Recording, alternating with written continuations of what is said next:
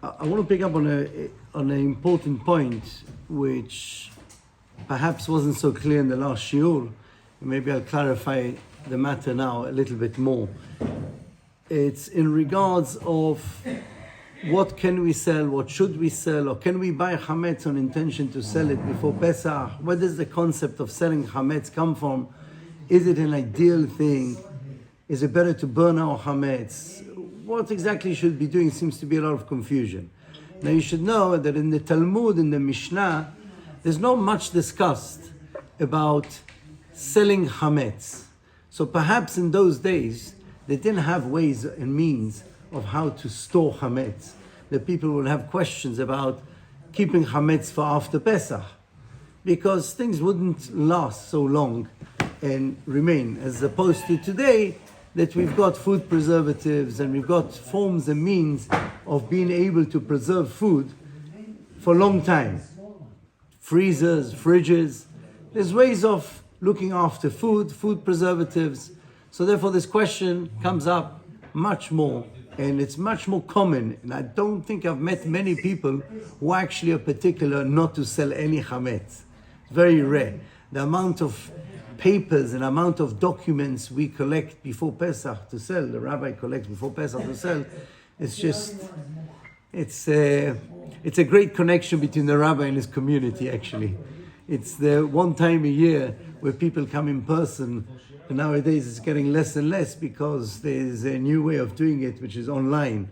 Ideally, one should come and sell his chametz in person to make the sale more effective, more serious, more for real. If you come next to the rabbi, you actually make an act of acquisition. You don't change any ownership. You just give him the right and you appoint him as a messenger to sell your chametz on your behalf. The Tosefta does bring, it is brought down in early sources about sale of chametz. I'll give you an example. They used to trade a lot with the import, export, and sometimes boats didn't reach on time the shore. But they knew they had ordered a big order of chametz. Now you're talking about hundreds of kilos of chametz coming from overseas, and the boat yet hadn't arrived. What do you do in such situations? So that's when the Chachamim intervened and allowed people to sell the chametz prior to Pesach to a goy, that it shouldn't be under your ownership during Pesach. So nowadays, as we said, there are many products which we are able to keep, and therefore people come with this question, do we have to throw away everything on Pesach? Do we not? So I clarified last shiur, and it may have sounded a little bit harsh, that there's absolute no bal tashchit in burning chametz before Pesach. It's a misconception. People think that because the Torah says you mustn't waste food before Pesach, the wasting is taking place when you purchase so much chametz. The waste starts on Purim, when people are spending so much money and buying so much chametz and delivering it to each other. It's a nice, great mitzvah. But you end up stocking up before Pesach great quantities of chametz when you don't really need so much. So that's when the issue of storing chametz comes. Ideally, you should try and consume all your chametz prior to Pesach, so that you're left on Pesach chametzless. You come to Pesach clean with no chametz. However, unfortunately, people can't do that, or people don't want to do that, or people feel that maybe a war will break out during Pesach and you won't find any chametz in the stores after Pesach, or they want to be the first ones to eat chametz after Pesach. Well, this is no joke. I'm going to tell you that the Gaon Mivilna used to make Havdalah on Motzei Pesach with beer. Well, he didn't sell his beer. He used to go out to the Bet Marzeach, well, maybe in Vilna, in Lithuania, there were these outlets of beverages, and he would go and purchase beer, maybe from a non-Jewish neighbor, to make sure he does have Dalah on Pesach. And the reason for that was he wanted to show Hashem that I don't know if it works. He wanted to show Hashem that the reason why he abstained from eating, in my standard he wanted to show Hashem that the reason why he wasn't having chametz on Pesach wasn't not because he dislikes chametz. The proof is that on Matzah Pesach, as soon as I get an opportunity, I will even make havdalah on chametz.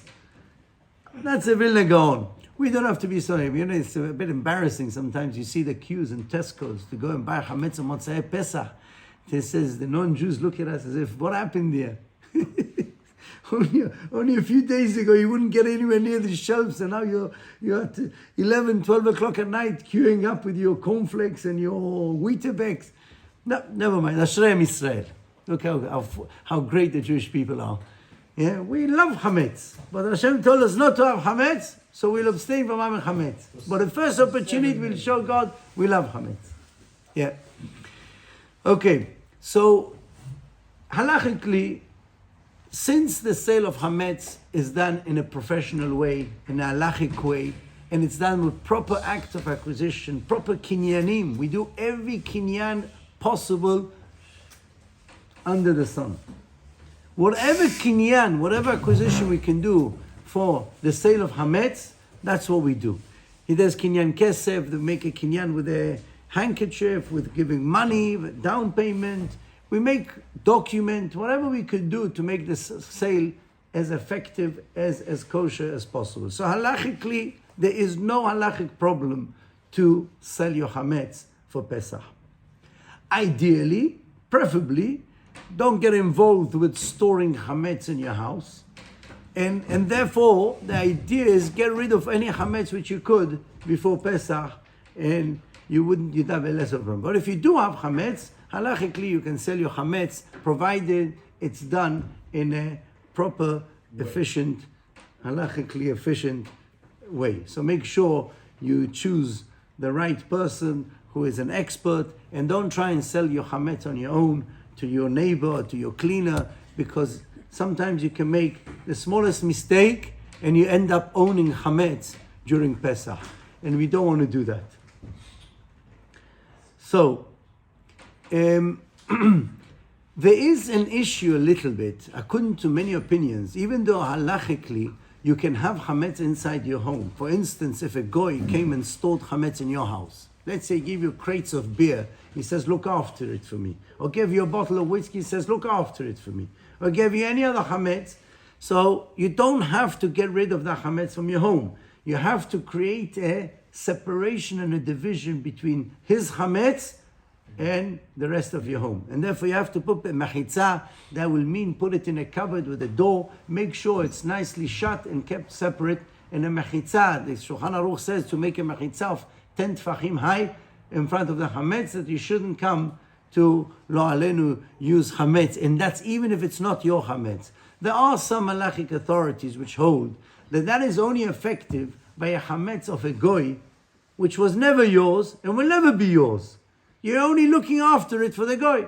Obviously, you're not taking no responsibility.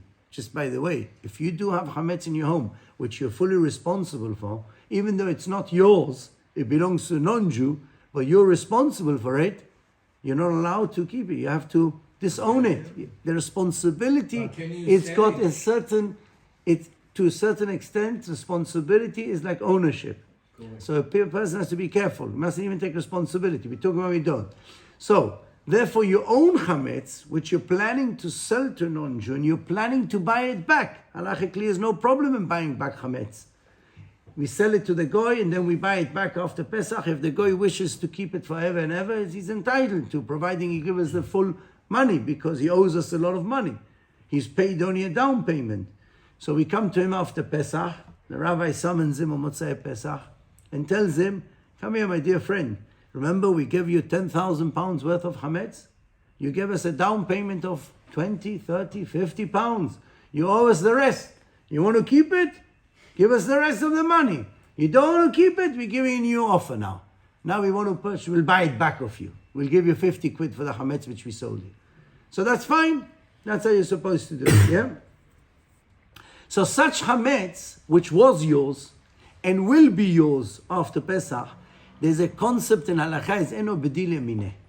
You're too familiar with the chametz.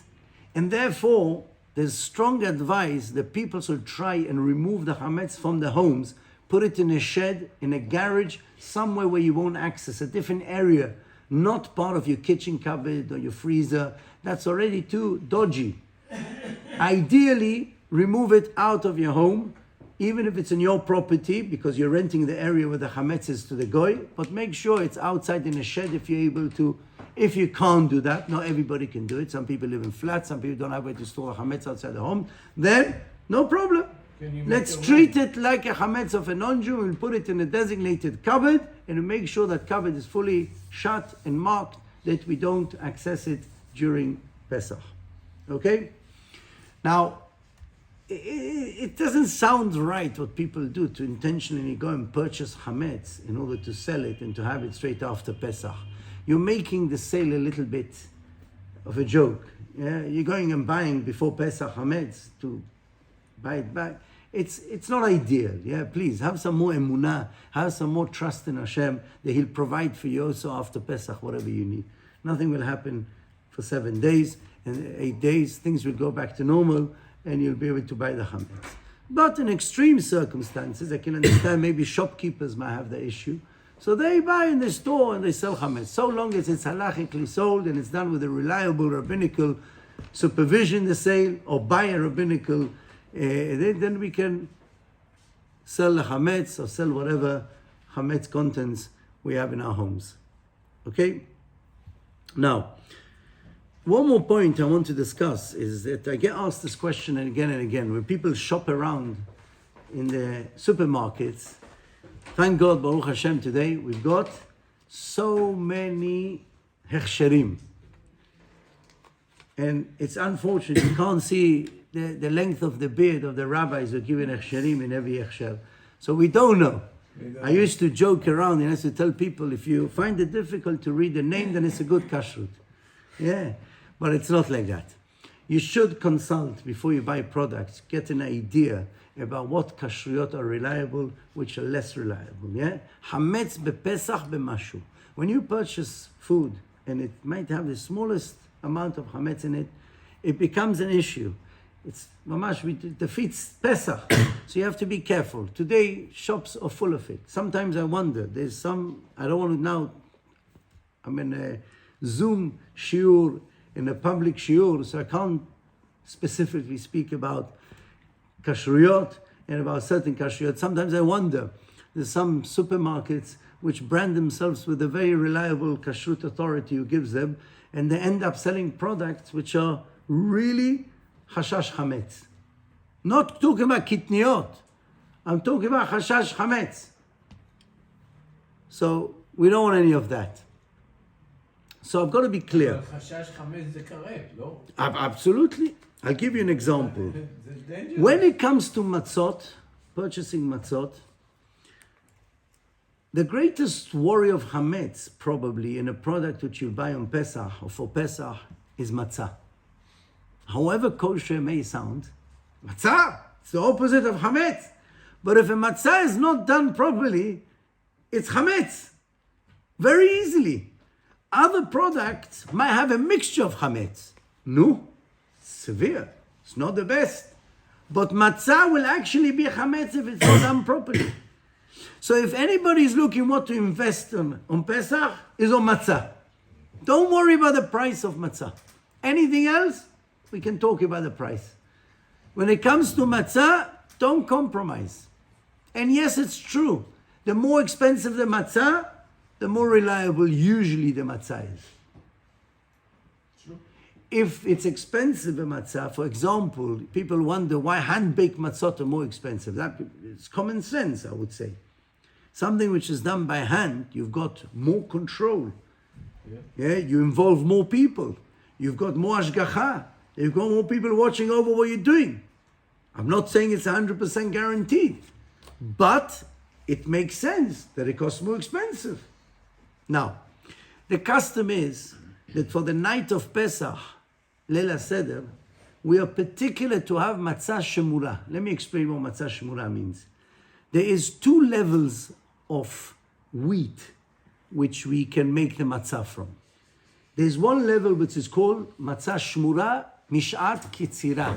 From the time of harvesting, there's special mashgichim, people responsible to watch the manufacturing process, the harvesting, to make sure the storage is taking place in a dry place where it comes no contact with wheat. Even generally wheat, when it's intact, even if it'll get wet, it won't become hametz, because sometimes you can have the wheat can be cracked. And therefore, there is what we call shmura. They look after the wheat from the time of harvesting. You'll notice that the price jumps up much higher. I don't know where it's so justified that, but it's a fact. Shmura, there's more involvement of human handling, and therefore there will be an extra cost for it. And that's called matzah shmura. Then there is shemura mishat tehina, from the time of grinding. Really, halachically, you only need to look after the wheat from the time it's wheat. That means when you grind the wheat grains and they become flour, that's when it can become chametz if it comes in contact with water, unless the wheat is cracked. So therefore, the main thing is to look after it from the time of grinding. That's called shmura mishat tchina. The price goes down a lot when a matzah is shmura mishat tchina. According to the holy Rambam, the holy Rif Alfasi, on Pesach night on the Seder, people should have, for the mitzvah of matzah, matzah shemura mishat ketzira, from the time of harvesting. According to the holy Rosh, you can have any matzah which is protected already only from the time of grinding.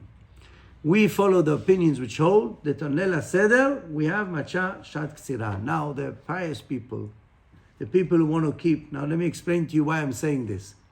The standard in manufacturing process of the matzah varies, and I've been to bakeries and I was involved in matzah baking, hand bake, machine bake, and let me tell you, once the matzah is shmura from the time of harvesting, the level of kashrut is much higher than the matzot which are from the time of grinding. So if you see matzot on the shelf being sold for £1 or £2 a box, it's very good, but they're probably shmura only mishat tchina from the time of grinding. Now, the reliable kashrut you can rely on, it's okay. But the higher standard is they take more care because they know who the consumers are, and therefore they demand more hashgacha, or the ones which are from the time of harvesting. So if a person is able to have matzot through Pesach, which is from the time of harvesting, it's definitely something which a person will be blessed for doing that. However, if a person can't afford it, it's hard, so long as you have a good, reliable hechsher for the matzah, then even from the time of tchina, from grinding, it's also kasher, and you can have it on Pesach. Just on the night of Pesach, you should have from the time of harvesting. Now, hand-baked or machine-baked, so let me tell you, I've been to both the manufacturing. Hand-baked, obviously, you all know that we bake hand-baked, so we know how it works. The machine, it's got many levels. There's halachot which have to be maintained, and I've seen factories with my own eyes which are considered very good hechsherim, and they run the machines for half an hour without even stopping it, without even cleaning any parts in between. And I was quite shocked about it. However, there's bitul before Pesach, and there's things to rely on. So, machine matzot, if they're done properly, they could be brilliant. They could be very good. Providing it's done with a reliable, good kashrut, and you can ask me offline which are the good kashriyot, then the machine can be sometimes equally, and sometimes can be even better than the level of the hand-baked. However, the custom is to have on the night of Pesach, when we have the sedarim, that we should have hand-baked matzot. And the reason for that, there are some opinions which hold that you have to have matzot which are baked and needed for the sake of the matzah, lishma. And for that, we don't want to rely on machines. We want a human being to say, I'm doing this for the sake of the mitzvah of matzah, and I'm protecting it from becoming chametz for the sake of the mitzvah of matzah, which is an advantage to such matzot. And that's why we try to be particular to have hand-baked matzot on the night of Pesach. Now, us Faradim, and even the Ashkenazim are fully entitled to have such matzot. We have soft matzot. what we call the real matzot. The matzot which our ancestors had, not crackers. Why? Because that is called lechem oni. That's called bread. It was a poor man's bread. It wasn't a poor man's cracker. It was bread. In the Bet HaMikdash, the Kohanim used to do lechem apanim, the loaves of bread, every week. The Gemara says they were tefach, 8 centimeters thick. I mean, it's basically close to a regular loaf of bread. And they were not chametz. They were considered matzah. You were not allowed to bring chametz. Only for the Korban Todah and only for the Shtei HaLechem on Shavuot. But the rest you're not. כי כל חמץ וכל שאור לא תקטירו ממנו ישאל להשם. So you don't make matzot chametz. So there had to be matzah, not chametz. And there were tefach high. The Shulchan Aruch writes in Halacha that the maximum you should have for your matzah is a tefach, 8 centimeters high you can have a matzah. Nobody today has such thick matzot because we are concerned maybe it won't not be baked properly. So therefore we make our matzot thin. But not a cracker, thin. Thin to make it soft. It shouldn't lose its status of bread. Shouldn't turn into a cracker. So that's why we have what we call the soft matzot. At one point in history, that changed into crackers, maybe in European countries and even in Eastern countries, because of the technical issue of keeping matzot fresh. They didn't like baking on Pesach. Historically, in the time of the Mishnah, in the time of the Talmud, they would bake matzot every day of Pesach, apart from Shabbat. So on Yom Tov, they would bake matzot. Second night Pesach, they would bake matzot just before the Seder night. So they should have fresh matzah. So they were able to have soft matzot. Our soft matzot, if you bake it and you leave it outside the freezer for more than a day or two, they become very hard. You can't eat them. Stone hard. So that's why we used to bake 2 kinds of matzot. For the night of Pesach, they used to bake the soft ones, the sedarim, and then they would bake some crackers for the rest of Pesach, those who couldn't bake during the course of Pesach. Nowadays, we've got a freezer, something called a freezer. We bake these matzot, we put them in the freezer, and then we take them out just before use, and we have nice fresh matzot, which are soft. In Eastern communities, they didn't trust people doing matzot themselves because they saw they were being a bit too lenient on the heat of the oven, on the length of time they were taking over the kneading of the dough, and on the way they were doing it. So the rabbi said, you guys don't bake nothing. We will bake for the whole community.